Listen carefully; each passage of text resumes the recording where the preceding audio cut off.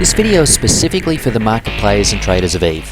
It's all about flying safe, avoiding player versus player aggression and keeping your ship and cargo intact.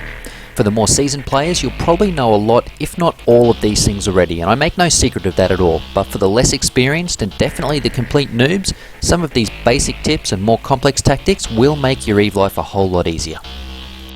Now, I'm not going to keep you too long. We'll shoot through a handful of basic tips and some more technical methods, and remember also that these are things you can put into use and set up straight away. I was going to give you a nicely rounded list of 10 tactics, but I threw in an extra quite advanced one right at the end to make it 11. Firstly, we'll start off with some high sec considerations. Let's get into it. Firstly, stay tanked. Even in high sec, you'll find that there's people who'll suicide themselves in attempts to steal your cargo, aiming to pop your ship before Concord can take them out, and then have a friend or alt character steal the valuable loot remaining in your wreck. They'll often have scouts sitting on gates to see who and what is coming through, scan you down to see what's inside when you're aligning for warp, and have a few PvP fit ships waiting for you when you jump through the next gate. If you're in a massive freighter, then there's less chance of you getting blown up simply due to the massive amount of hit points your ship has, but in a smaller industrial ship you should take advantage of whatever slots you can outside of those used by cargo expanders and propulsion modules and put some tank on your ship. Shield extenders or hardeners for the mid slots, or if you don't need the low slots for something, then put on some armor hardeners or plates.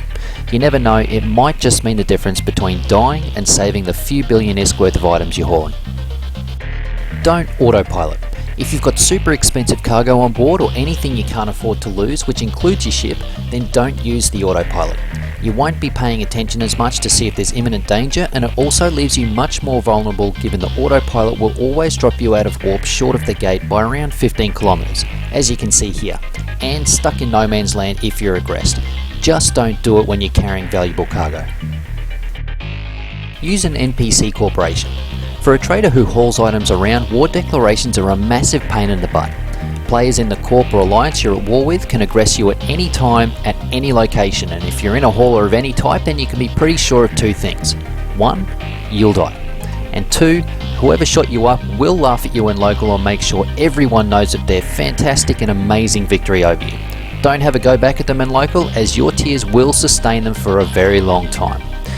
When a war deck is active, realistically you either can't trade, unless you're solely station trading of course, or you'll have to pay a hauling corp to move your items around for you. An easy solution is to make sure your trade character remains in an NPC corporation, as no other corporation can war deck you then. Simple. Utilising hauling corporations. So what if you don't want to remain in a non-player corporation? Many of us don't, as we often like the greater social interaction that comes with a player-owned corporation. Well, you'll probably get war decked at some point, so make sure you're familiar with some of the larger hauling corporations who can get your stuff relocated for a fee. Assuming of course that you don't already have an alt account with a neutral character to haul the stuff for you. Previously I've used Red Frog Freight, who run a well priced and efficient service in high sec, and I believe they've also branched out into low and null sec operations as well.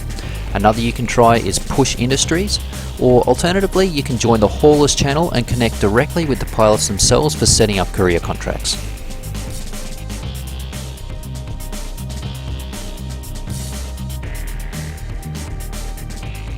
Warp core stabilizers are probably more important for low and null sec, but if I have the luxury of low slots and ship resources available, I'll usually put on one or more warp stabs.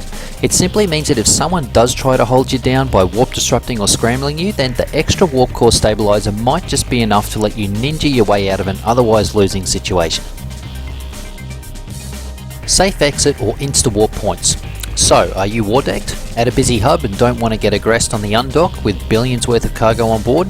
Set yourself up with a safe exit or Insta-Warp bookmark. This will allow you to exit the station and almost immediately hit warp. Here's how to do it. Firstly, get in a small fast ship and fit a micro warp drive. In this case I'm just using my rookie ship.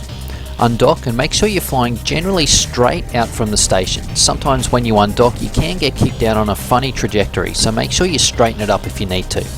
Then light up your micro warp drive and just keep flying straight out for a few hundred kilometers, or even further if you ultimately plan on using this method with a freighter, which is very slow to align. Once you get to your chosen point, stop your ship, open the People and Places window, select the Places tab and choose Add Location. Then type in something like Safe Exit 424 kilometers, so there's no confusion on what it is. Okay, let's test it out. Warp back to the station and dock and we'll see if this works.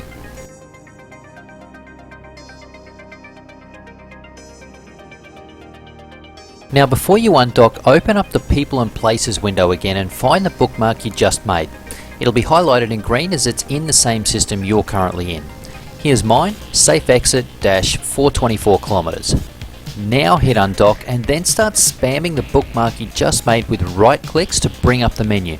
It won't show you what you want initially. At first you won't see anything, but before long it'll change and you'll get a menu with no warp options. Just keep spamming that right click and before long you'll see the menu change, and at the top is warp to location at 0. As soon as you see this, regardless of what else has or hasn't loaded on screen, click it. If the bookmark you made has been positioned correctly, you'll hit warp almost instantly, giving any would-be aggressors hardly any time to locate you, lock you and stop you from warping. So we've selected the bookmark, undocked, and bang, we're in warp. And now here we are at 424 kilometers from the station, and it all worked perfectly. And you should set these up for any station where you feel you might see some danger. Now, onto some methods for low sec and null sec. Don't use regular freighters. They are far too slow and you will die before long if you venture into low or null security space. Just don't do it. Stick to industrial ships and much more preferably the cloaky variants so that you can instantly hide if you need to. If you need to move more gear than an industrial will allow, then you'll have to start training for a jump freighter. It's a long road to take and jump freighters are quite expensive, but if you've got a gold mine of a system or region in low or null sec space, then it's something you should aim for.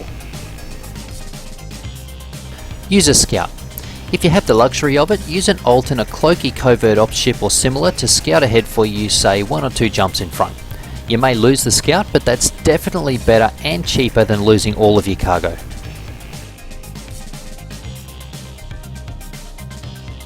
Check the map. Pretty simple really, just open up the universe map and keep an eye on the following: number of ships destroyed in the last hour, and average pilots in space in the last 30 minutes. If there's lots of kills and lots of people in the area you want to travel through, it might be wise not to take the risk. Either put off the travel or take a different route. Tactical bookmarks. A tactical bookmark, or TAC for short, is a bookmark that's positioned off a stargate with sufficient distance that you can warp to the TAC and then down to the gate, or jump through a gate and warp out to the TAC bookmarked off that same gate if you need to. You'd use a TAC to view a gate at a safe distance so that you don't tangle with hostiles that might jump through with you and aggress you on the other side. I'd use a fast frigate to set these first on less secure routes so you'll know you'll travel regularly, and generally I'd make them no less than 200 kilometers away from the gate. Often I'll also use a cloak for added safety as well. When using them, you simply jump through the inbound gate, and rather than warp directly to the out gate, you warp to your appropriately named TAC.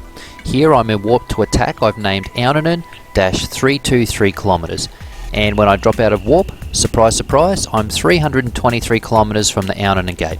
If there were hostiles in system and waiting on this gate for me, I can view them from a distance in relative safety and have much more time to make a decision on how I want to proceed from here.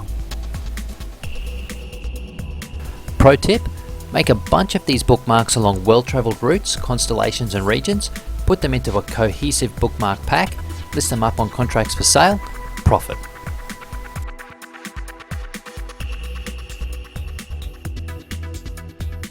Capacitor depleted warp. Now, what if you don't have a TAC bookmarked? What if there's no planets or celestials close to the gate that you can warp to and use your directional scanner to check the gate prior to warping directly to it? This is quite an advanced tactic to help with these situations, which may come in handy from time to time. Here I am in Liukika system, out in the middle of nowhere, and the gate I want to go through is 65 AUs away. Now my D-scanner only reaches out to 14 AU, so I can't scan the gate to see who's there. I have no TAC bookmarked and I need to get close to the gate so I can check if anyone is there to potentially aggress me. Remember when you were just starting out on Eve and you'd hit warp to get to the gate and the system would tell you that you couldn't make it that far due to low capacitor? Well, that's what we want to engineer into our warp intentionally. Now you'll likely have a micro warp drive and possibly other modules that require capacitor. You fire them all up, pick any random planet or moon and hit the warp 2 button and then stop the warp immediately. Now look at what happens to my capacitor when I do that. And down it goes, as we expected. But then we immediately hit our micro warp drive again and any other modules that would draw decent capacitor charge. Find our outgate in that system that we want to check for hostiles and select warp to within 0 for that gate. What you'll find is that because your capacitor is already so depleted, you'll only be able to get part of the way, hopefully to within 14 AUs. And then once you're within 14 AUs, you can descan the gate to see who's there, and save that location to your bookmarks if you want to as well.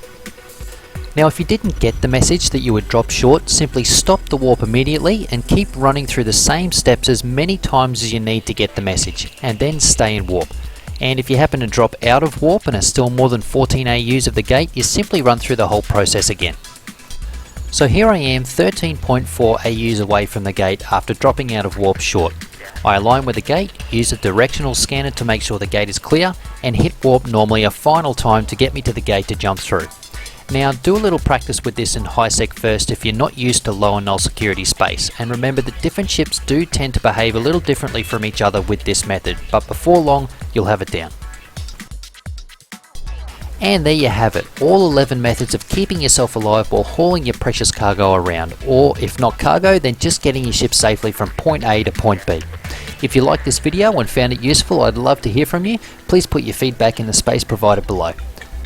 And if you want to learn more about trading in EVE and really make your account explode, then start by checking out what's on offer at evemogul.info for more high quality videos on how to get started the right way. Thanks for watching, and I'll see you on the next video.